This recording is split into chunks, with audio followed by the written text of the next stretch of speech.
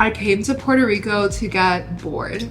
Recently, I was feeling pretty overwhelmed and just like I was kind of losing myself. I feel like a lot of us are probably going through this or have experienced this where you're kind of on this hamster wheel where you're doing what you need to do every day and working towards a perceived goal or what's expected of you, and you just kind of end up feeling a bit lost and questioning what you're doing or why you're doing it. And I felt like this when I was in my corporate career, and now as an entrepreneur, I was kind of experiencing it to a certain extent. And I just felt like I needed to go somewhere to be alone with my thoughts. So that's how I ended up here in Puerto Rico. And I've been here for almost a month now alone. The reason I came here is because I came for a summit, but I decided to stay for a month because I don't really know anybody here. And I thought that would be a good place for me to just do nothing. And I'm reading a book right now called Do Nothing. I've spent a lot of time journaling, meditating, and just sitting with my thoughts.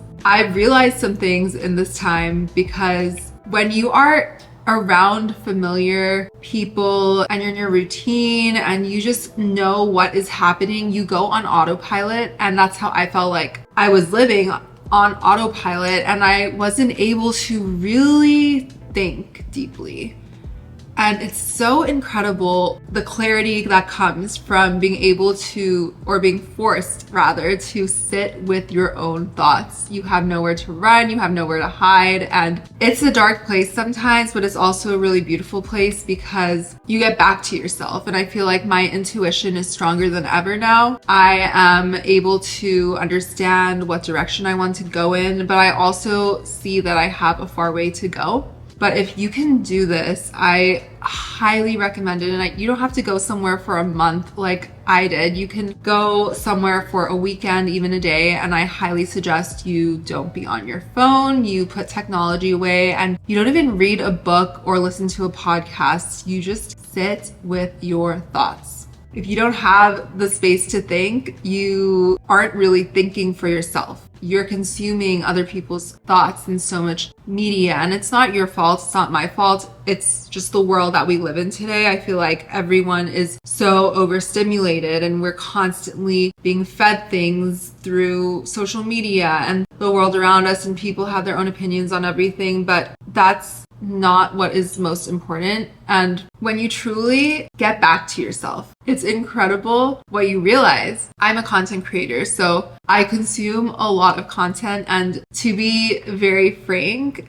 I have been feeling kind of not great about it lately. I love social media for all the amazing things that comes with it, and it's such a powerful tool and it's such a beautiful way to connect with people, but there's also, of course, as we all know, a dark side to it, and it can be very consuming, and it's like a black hole that you just go down, and it makes me question sometimes if I want to continue doing this. But I also have the greater purpose of creating content, and that is to teach people how to live this kind of lifestyle and to help people get past the obstacle that is themselves. I want to use my journey to help you guys understand where I'm coming from so you can meet yourself deeper and know that if you are feeling this way about social media, or if you're feeling overstimulated or like you're overwhelmed with too much, it's normal. It's normal for the day and age that we're living in, unfortunately, but you can get back to yourself. And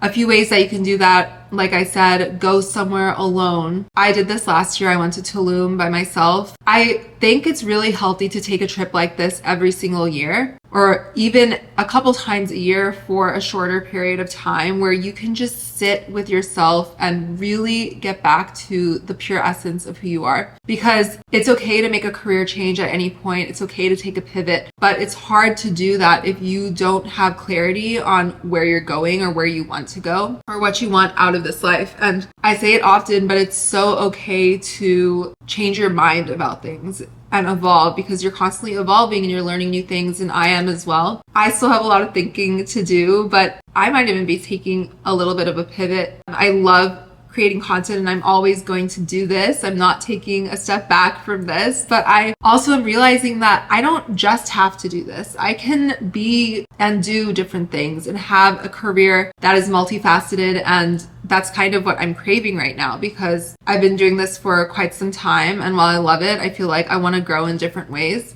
And that's kind of what I realized while I was here. And it also made me really appreciate and be grateful for all my friends and family back home and all the people that I have in my life near and far, because spending so much time alone, and I also came here to work on my course launch, which is coming out very soon. And just spending all this time alone working and focusing on that and focusing on my own personal development makes me realize and remember that your healing journey is not just about being alone and sitting with your thoughts, but it's also about alchemizing that and those experiences by going back and spending time with the people that you love and having fun and dancing and listening to music and not being on one extreme or the other, but to find that balance. And I feel like I've gone far on one side, which has been so amazing and beautiful and full of growth. And now I'm ready to bring some or invite some of that other side back into my life, and we'll see what happens. But